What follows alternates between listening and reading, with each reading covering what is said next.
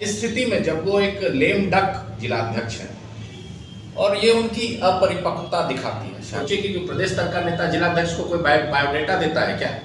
देखिए वो होते कौन है रिज्यूमे मांगने वाले या बायोडेटा मांगने वाले। ऐसा सारी बातें जिलाध्यक्ष ने झूठ बोली और उन्होंने इस गरिमामयी पद को तार करने का काम किया है और उनके समर्थित उम्मीदवार को उसका जवाब 28 तारीख को चुनाव में देगा। उनके बारे में इस तरह का शब्द अगर आप इस्तेमाल कर रहे हैं, इसका मतलब आपका मानसिक संतुलन बिगड़ गया। ये आपके पार्टी के जिलाध्यक्ष के द्वारा कहा गया कि भोला और भी चुनाव में खर्च करते थे और उनके खर्च का लेखा जोखा और सारा खर्च नवीन जी करते हैं। सच्चाई क्या है, क्योंकि आप उनके पौत्र हैं? देखिए ये इस बात में कितनी सच्चाई है बेगूसराय का जन जन जानता है। भोला बाबू कोई आज से राजनीति में नहीं है या नए राजनीति में नहीं आए थे कि नवीन जी उनका खर्चा होगा। भोला बाबू 1966 से विधायक रहे, मंत्री रहे, राज्य में गृह मंत्री रहे, शिक्षा मंत्री रहे, अर्बन डेवलपमेंट मिनिस्टर रहे, नगर विकास मंत्री रहे, उपाध्यक्ष रहे, कई समितियों के अध्यक्ष रहे, लोकसभा के 2 बार सांसद रहे, एक बार नवादा से और बेगूसराय से। तो नवीन जी जैसे हजारों लाखों लोग उनके आगे पीछे कार्यकर्ता के रूप में तन मन धन से काम करते थे। इस तरह का अशोभनीय टिप्पणी, निंदनीय टिप्पणी एक सम्मानित पद पर बैठे व्यक्ति के द्वारा देना बहुत ही दुर्भाग्यपूर्ण है। मैं कड़े शब्दों में उनके इस कथन की भर्त्सना करता हूँ और ये उनकी अपरिपक्वता दिखाती है। शायद वो राजनीति में नए हैं, क्या बोलना है, किस जगह पे क्या बोलना है, किसके बारे में क्या बोलना है, इसका उन्हें ज्ञान नहीं है, भान नहीं है। मेरी उनसे विनती होगी कि आप पहले बोलने की ट्रेनिंग दें, इसके बाद किसी पूजनीय व्यक्ति, श्रद्धेय व्यक्ति के बारे में, जिनको बेगूसराय का बच्चा बेगूसराय का के सारे लोग अपना आराध्य मानते हैं, उनके बारे में इस तरह का शब्द अगर आप इस्तेमाल कर रहे हैं, इसका मतलब आपका मानसिक संतुलन बिगड़ गया। एक चीज़ और जानना चाहते हैं कि उन्होंने प्रेस कॉन्फ्रेंस में कहा कि जो भारतीय जनता पार्टी के जिला अध्यक्ष होने के नाते मेरे पास सिर्फ एक ही कैंडिडेट का बायोडाटा आया था। क्या ये चुनाव नगर निगम का जो हो रहा है ये पार्टी बेसिस हो रहा है? देखिए वो होते कौन है रिज्यूमे मांगने वाले या बायोडेटा मांगने वाले। ऐसा कोई प्रोसेस नहीं था, ऐसा कोई नियम नहीं था कि नगर निगम, नगर परिषद, नगर पंचायत के चुनाव के लिए जिलाध्यक्ष बायोडाटा किसी का मांगे। और वंदना जी प्रदेश स्तर की नेता है, आप सोचिए कि प्रदेश स्तर का नेता जिलाध्यक्ष को कोई बायोडेटा देता है क्या?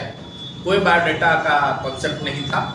और वो अगर ये कह रहे हैं कि बायोडेटा नहीं मिला इसलिए मैंने नहीं, तो सरासर झूठ बोल रहे हैं। उन्होंने कहा कि रजनीश जी के यहाँ बिहार के प्रभारी, वो झूठ बोल रहे हैं। ऐसी कोई बात नहीं हुई, ऐसी कोई बात नहीं हुई। हमारी भी बात प्रदेश के नेताओं से होती है, संगठन मंत्री भिखू भाई दलसानिया जी से होता है। उन्होंने कहा ऐसी तो कोई बात नहीं हुई, वो मनगढ़ंत बातें बोल रहे हैं, ऐसा कोई इंस्ट्रक्शन नहीं था। और चुनाव से 3 दिन 4 दिन पहले इस तरह का इंस्ट्रक्शन कहीं प्रदेश से आता है क्या? तो किसको मूर्ख समझते हैं? और उनकी मूर्खता तो कल पूरा बेगूसराय में देखा, जिस तरह की अभद्र भाषा का प्रयोग उन्होंने हमारे श्रद्धेय भोलाओं के लिए किया।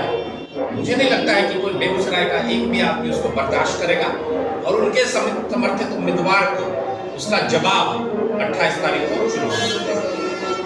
एक चीज हमने देखा कि आपके पार्टी के जिला उपाध्यक्ष और वरीय नेता भी उस प्रेस कॉन्फ्रेंस के बाद सोशल मीडिया के जरिए ये दिखाए तो उनको कहा गया कि दोनों कैंडिडेट के बीच हम जो है कंप्रोमाइज करवाएंगे। देखिए मैं तो पहले से ही कर रहा हूँ। उन्होंने जितनी भी बातें उस प्रेस कॉन्फ्रेंस में कही, सारी सरासर झूठ बातें। ऐसा कोई मीटिंग नहीं हुआ जिसमें ये छन कर निकला कि किसी अन्य प्रत्याशी को भाजपा समर्थित उम्मीदवार बनाया जाए। ऐसा कोई इंस्ट्रक्शन प्रदेश से नहीं आया कि आप फला आदमी को समर्थन कीजिए। सारी बातें जिलाध्यक्ष ने झूठ बोली और उन्होंने इस गरिमामयी पद को तार करने का काम किया है। अगर थोड़ी भी उनमें लज्जा बची है तो वो तुरंत अपने पद से त्याग पत्र देकर घर बैठे अपना व्यापार चलाएं और राजनीति में आकर भाजपा को शर्मसार करने का काम, भाजपा के भारतीय जनता पार्टी के कद को बेगूसराय में घटाने का काम और वो ना करे।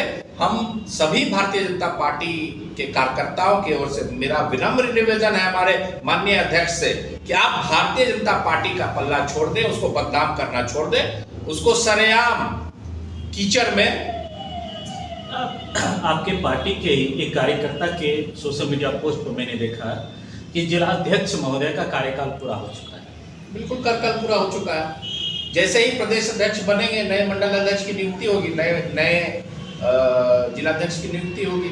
अब वो डमी लेमडक इसको बोलते हैं, जैसे ब्रिटेन में होता है कि एक बार संसद का चुनाव हो जाता है तो जो पूर्व के प्रधानमंत्री थे वो नाम के लिए जब तक नया शपथ ग्रहण नहीं होता है तब तक वो नाम के लिए रहते हैं, उनका कोई मतलब नहीं होता। वही हाल हमारे जिलाध्यक्ष का है, कार्यकाल उनका पूरा हो चुका है। 20 दिसंबर 2019 को इनका ये जिलाध्यक्ष के पद पर आसीन हुए थे और आज 23 तारीख है, 3 साल पूरा हो चुका है, उनका कार्यकाल पूरा हो चुका है।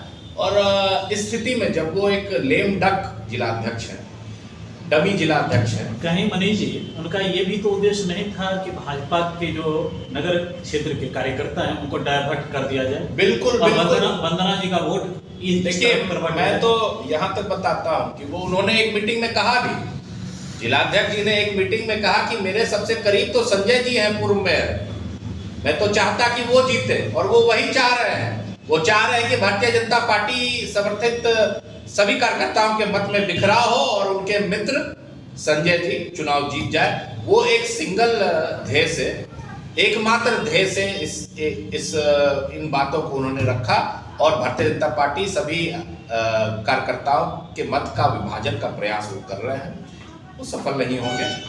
वो संजय जी को जिताने का प्रयास कर रहे हैं, वो सफल नहीं होंगे। आप भारतीय जनता पार्टी के जिला प्रवक्ता भी हैं और श्रद्धेय भोला बाबू के पौत्र भी हैं।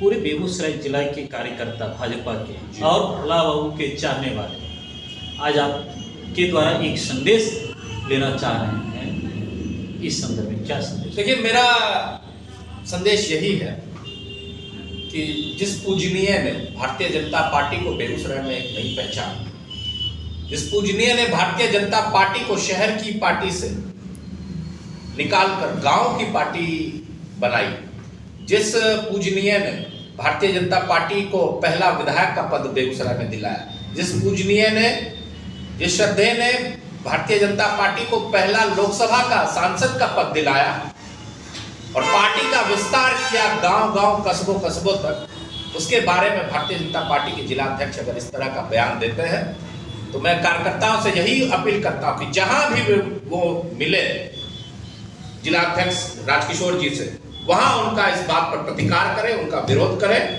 और उनको कहें कि वो सरेआम सार्वजनिक रूप से बिना शर्त माफी मांगे, तभी भारतीय जनता पार्टी का कार्यकर्ता उनको क्षमा करेगा। नहीं तो भारतीय जनता पार्टी का कार्यकर्ता और भोला बाबू के चाहने वाले हर एक लोग जो सभी पार्टी में है, सभी जाति में है, सभी धर्म में है, वो राजकिशोर जी को कभी माफ नहीं करेंगे। ये अंतिम प्रश्न लेते हैं कि नगर निगम चुनाव में प्रत्याशी अपने स्तर से लड़ रहे थे, एक जगह भोला बाबू को बुलाया गया, एक जगह जब नगर विकास मंत्री भोला बाबू थे और नगर निगम का दर्जा जब भोला बाबू दिए थे बेगूसराय को, तो जिनके नेतृत्व में भोला बाबू का पुतला दहन हुआ था, उनके पंपलेट पर भोला बाबू का चित्र है और एक कैंडिडेट भोला बाबू के पुत्र वधू भी। भोला बाबू के ऊपर ही राजनीति को तो नहीं लाया जाए। देखिए, भोला बाबू ऐसे सर्वव्यापी नेता थे, सबको लगता है कि वो हमारे अपने नेता थे, विरोधी को भी लगता है। जो हमारे विरोधी थे, जो उनके जीवन काल में उनके विरोधी थे, उनको भी ये भान है कि भोला बाबू का अगर हम फोटो लगाएंगे तो मेरा वोट भरेगा।